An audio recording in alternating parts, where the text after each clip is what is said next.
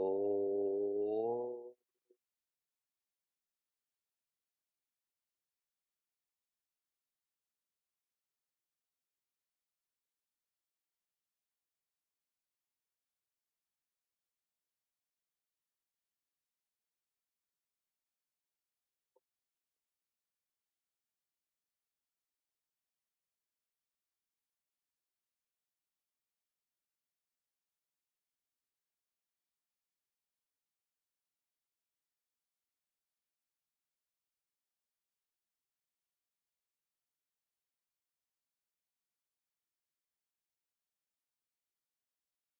welcome to Meaningful Mornings.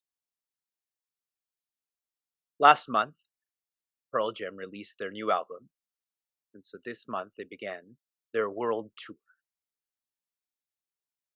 I'm going to see them twice in Philadelphia and twice in Boston in September. This tour started off in Vancouver, and I was listening to one of their bootlegs of their concert, some songs, and the lead singer, Eddie Vedder, was sharing that they haven't played in Vancouver for more than a decade. And then he went on to share that many people who would have been at the concert have died over the past 10 years. And then they go on to sing really thoughtful songs like Breathe and Sirens and so on. And it made me think a lot about our community, that we are 7.5 years old.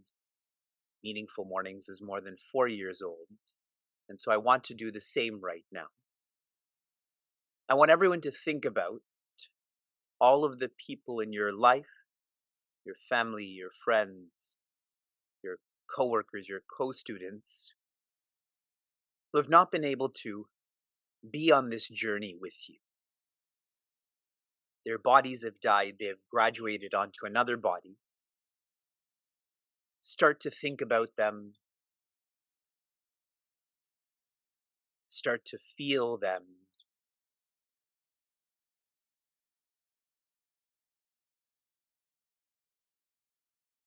Be grateful that they were in your life.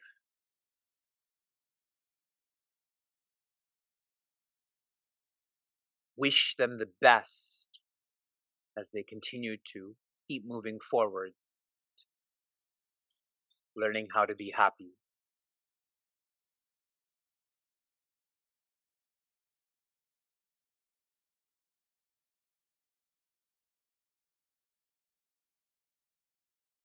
And now, instead of having a song about them, I would like for everyone to write their names in the chat.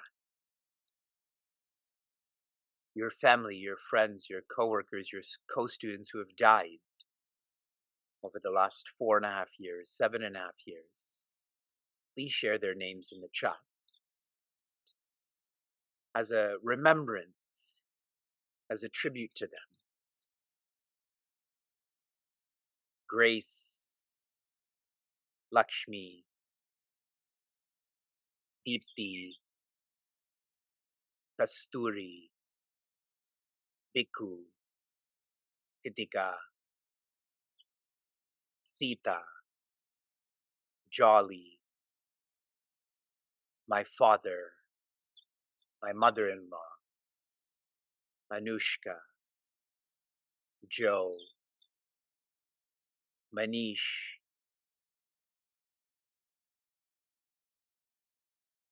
my mother and father. Lots and lots and lots.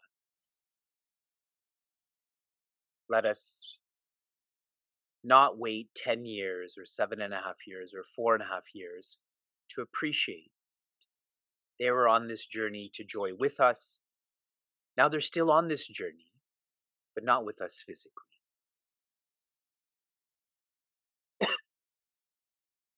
Shri Krishna is hammering into our heads, hopefully into our hearts and hands, details about your path to our peace. I am deliberately using the word your and our. Your path is yours. The peace, though, that is not yours or mine, that is ours. This peace is of oneness. Your path is made up of step 1, 2, 3. 1 is right action. When one feels inspiration, then they start to flow through right actions. Step 2, right attitudes. The inspiration is nuanced into instrumentship. Step 3, right atma, where one feels they're more than their lifestyle, body, mind, etc.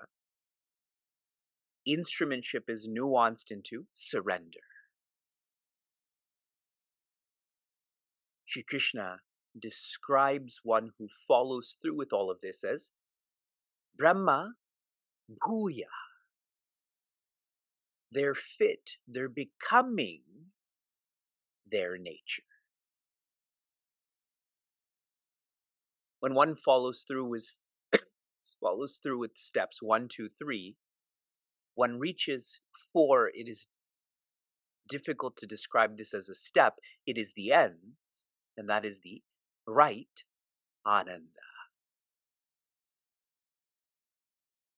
From inspiration to instrumentship to surrender to acceptance. When one wholeheartedly accepts, that is joy. When one is feeling joyous, they accept. They're synonyms. I shared with everyone, when we are clear about presence, all becomes our purpose. Reflecting on presence, presence has no name, no form. And that's why presence is synonymous with infinity. Infinity doesn't have a name and a form. Infinity means you, me, our community, not our community, and so on. Words like sarvatra have been shared. All hears, which naturally means everywhere. Sarveshu means all inside. That means in all beings. Brahma Bhuyaya, the one who's re-becoming infinity, then Sri Krishna changes this to Brahma Bhuta. One has, as in completed, past tense, one has re-become infinity.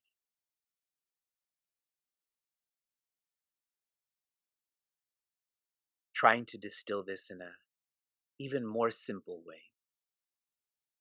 When you raise the quality of your vision and lifestyle, you raise the quality of what you are and what you do, that essentially is rightness, then naturally that is going to pull a decrease in quantity.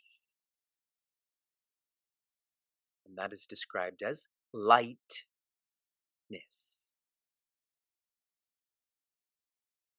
By living in the right way, we live in a light way. This is what makes us fit to feel infinity. And Sri Krishna uses the phrase prasanna. One goes from being cheerful to being content. This is what the journey of joy ends with. From cheer to contentment, from incompleteness to completeness. Your path to our peace. The last thought Sri Krishna shared in verse 54 was on bhakti. He elaborates in verse 55. Bhaktya mam abhijanati Yavanyashchasmi tattvataha tato mam tattvato jnatva vishate tad anantaram. Enjoy. A very devotion-filled verse that is less about frameworks and more about feeling. Bhaktya, which means by devotion. Earlier, the word that was used was abhyarcha, or worship. When one treats all of their work as worship, then that is described as devotion. But if only some of your work is felt as worship, then that's not devotion. One will not feel Shri Krishna. Abhijanati, such a way of following through, one comes to know Mam. One comes to know Shri Krishna. Just in the past few verses, Shri Krishna has used phrases like me, mat, mam. These are all in reference to him. Prince Arjuna's journey is not about this war anymore. You see, he started to fall in his confidence because he was living for people. Then Shri Krishna lifted him up to a purpose. That is this war. Now he's past purpose into presence. That's why Shri Krishna is using phrases that define him.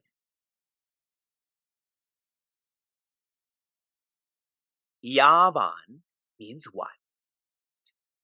Yaha means who. Asmi tattvataha. What I am, who I am, in its most fundamental way. The one who engages in right actions with the right attitudes and the right Atma, they will come to feel Shri Krishna, what he is, who he is. And these words are incredible. I hope me pointing out this Sanskrit is not deterring you from studying, but in fact inspiring you to study. Shri Krishna first shares what I am because he's been using the word Brahma or infinity. You can't say who is infinity, you can only say what is infinity. But then he also says who I am. In our culture, that is known as Bhagavad, your personal infinity. And so the implication here is, if you can feel divinity in a personal way, that is the same as being infinite. Sri Ramana shares the same in Upadeshasara. He says God realization is self-realization. I hope everyone's feeling this verse. Are you feeling this verse, everyone? Tataha. Then what happens? Mam tattvataha jnatva. When you know Shri Krishna in the most fundamental way, there's no separation between you and him. There is no you and him. There's only being. Then what happens? First, I'll read what Pujya Swami Chinmayananda has written. The term entry is used here exactly in the same fashion as the dreamer enters the waking state. The dreamer cannot retain his own individuality when he enters the waking, but he himself becomes the waker. Similarly, when the ego enters God consciousness, the ego cannot retain itself as such. When you know, when you feel Shri Krishna, there is no you. When the dreamer knows the waker, there is no more dreamer. Vishate, one enters, one establishes themselves. Tadanandaram, and one never leaves that. There's no concept of change. This really is your path to our peace is the longest term investment. There is no investment that is more long term. Only those who are brilliant can theorize about this, and the even more brilliant are able to apply this. May is Mental Health Awareness Month. In a recent one-with-one, I was interacting with a seeker who was asking me, in Bharatiya Samskriti, in our culture, is there a notion of confession? And so I want you to reflect on this. This is part of this verse. I want you to reflect on, if you could be with Sri Krishna, what would you confess to him? It could have happened 25 years ago, or 25 days ago, or 2.5 minutes ago. What would you confess to him? Feel that you are confessing to him. Feel that he is forgiving you. He is forgiving you because whatever you've confessed is not you. You are not the ego. You are Sri Krishna.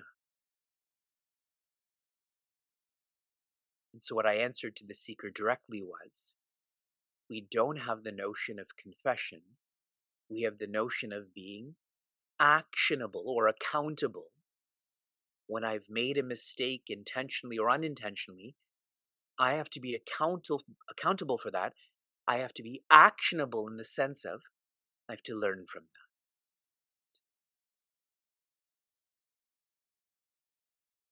I'm trying to share with everyone what it means to be entering or one with Sri Krishna. Your mental health becomes healthier. You go beyond the mind, which leads us to our application.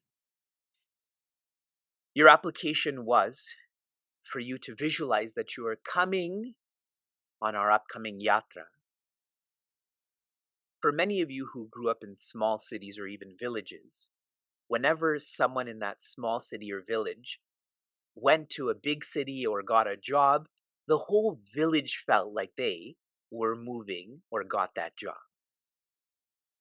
That's what our community is. And so this is a communal yatra.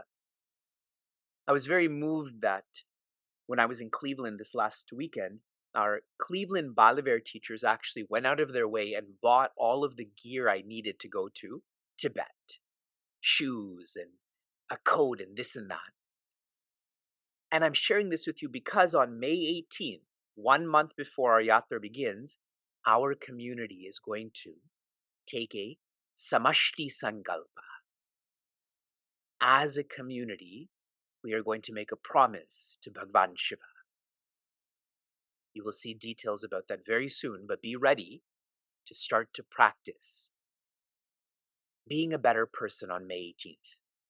Practicing harder to be a better person.